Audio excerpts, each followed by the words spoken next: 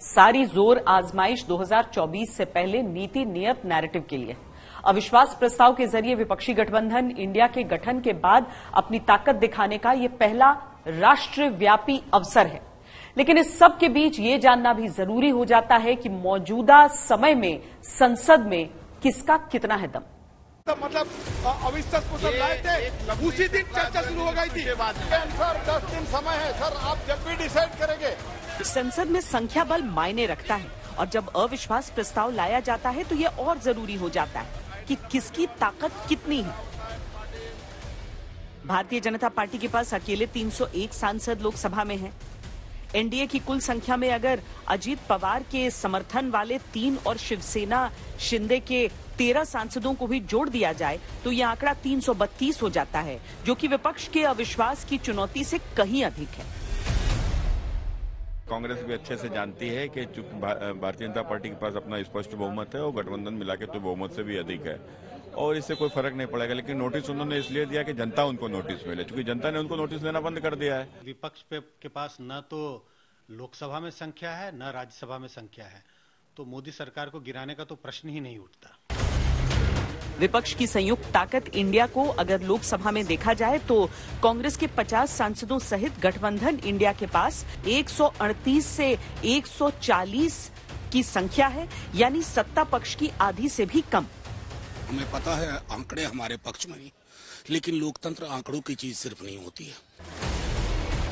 लोकसभा में एनडीए और इंडिया के आंकड़ों से स्पष्ट है कि अविश्वास प्रस्ताव से सरकार को कोई भी खतरा नहीं। राज्यसभा के सांसद इसकी वोटिंग में हिस्सा नहीं लेते। पीएम मोदी के 9 साल के कार्यकाल में 2018 में पहली बार अविश्वास प्रस्ताव लाया गया था, जो भारी अंतर से गिर गया था। पहले कार्यकाल के खत्म होने से पहले संसद के अपने अंतिम भाषण में प्रधानमंत्री मोदी ने 2023 के अविश्वास प्रस्ताव को लेकर भविष्यवाणी भी कर दी थी। वो शुभकामनाएं मैं आज फिर देना चाहता हूं कि आप इतनी तैयारी करो कि 2023 में फिर से आपको अविश्वास प्रस्ताव लाने का मौका मिले। और यही अहंकार की बात है, ये समर्पण भाव है, अहंकार का परिणाम है। 400 से 40 हो गए।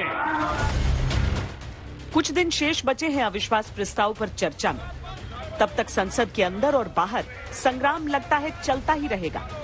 शक्ति का प्रदर्शन नारों और प्रतिकारों के माध्यम से गूंजता रहेगा।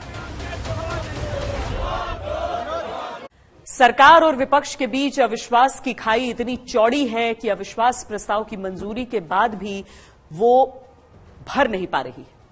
संसद में लगातार हो हल्ला है, हंगामा है। मणिपुर हिंसा एक मुद्दा है, लेकिन इसके इर्द गिर्द कई और मुद्दे हैं जिनको लेकर विपक्ष सरकार पर हमलावर है। प्रधानमंत्री सदन में आओ।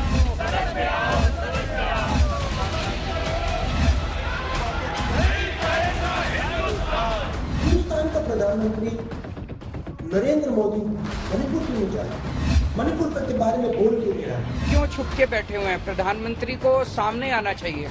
अगर मणिपुर जल रहा है तो जनता कहाँ जाए? जनता तो अपने प्रधानमंत्री जी के पास ही जाएगी। जो हिंसा है उसके ऊपर पूरे विश्व में चर्चा हो रही है, लेकिन चर्चा अगर कहीं नहीं हो रही तो हमारे हिंदुस्तान के पास तो विपक्ष प्रधानमंत्री नहीं। और हम चाहते हैं कि मणिपुर की घटना पर संसद में चर्चा हो। थैंक यू मंत्री जी।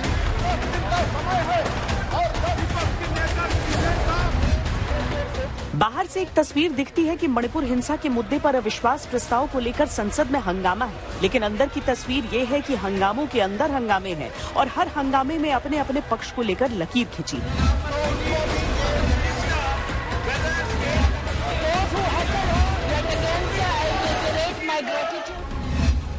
आम आदमी पार्टी से राज्यसभा सांसद संजय सिंह का पूरे सत्र के लिए निलंबन हुआ है। दिल्ली अध्यादेश को लेकर घमासान है। माइक बंद होने को लेकर शिकायतें हैं। विपक्षी हंगामे के बीच पास होते बिल हैं।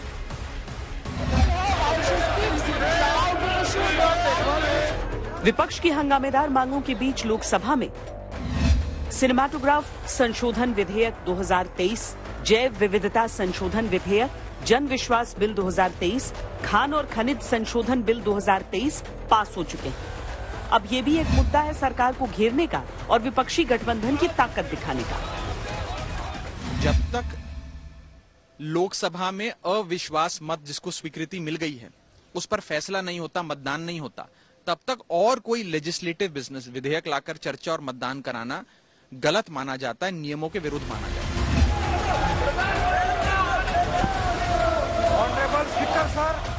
सरकार भी विपक्ष के आरोपों को लेकर गंभीर है और लगातार क्रिया की प्रतिक्रिया दिख रही है। चोला बदलने से आपके कर्म नहीं बदल जाते, और जो कर्म और काम आपके पहले रहे हैं वो देश जानता है। यूपीए को आप I.N.D.I.A का चोला पहना भी लेंगे तो लोग वही कहेंगे कि वही लोग हैं जो कभी कहते थे Indira is India and India is Indira. अविश्वास प्रस्ताव वैसे भी सरकार के खिलाफ विपक्ष की सबसे बड़ी ताकत होती है। नेहरू से लेकर मोदी तक विपक्ष ने अविश्वास प्रस्ताव के जरिए केंद्र सरकारों को चुनौती दी है। मौजूदा समय में भले सरकार न गिरे, लेकिन कई बार सरकारें गिरी भी हैं और इतिहास बने। आजादी के बाद से अब तक लोकसभा में 27 बार अविश्वास प्रस्ताव लाया जा चुका है। सबसे पहला अविश्वास प्रस्ताव पंडित नेहरू के खिलाफ लाया गया था।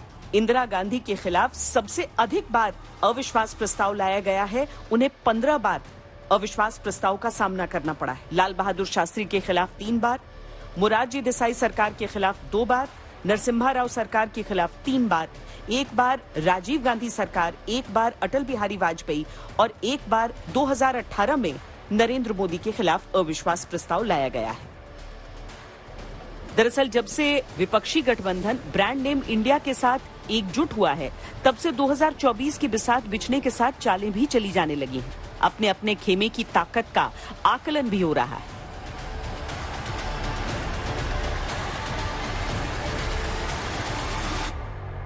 कल इंडिया के नाम को वो आगे कर रहे थे, स्किल इंडिया, न जाने कितनी इंडिया, और आज जब इंडिया से घबरा रहे हैं, सोचिए आप, इसका मतलब घबराहट जो है वो साफ है कि जनता इनके खिलाफ है। विपक्षी एकता से इतनी परेशानी क्यों है कि दिन भर विपक्षी एकता का जो नाम इंडिया रखा गया उसको गालियां देना, बार बार कहना कि ये जो है नाम वही है लेकिन वही लोग हैं, वही लोग हैं।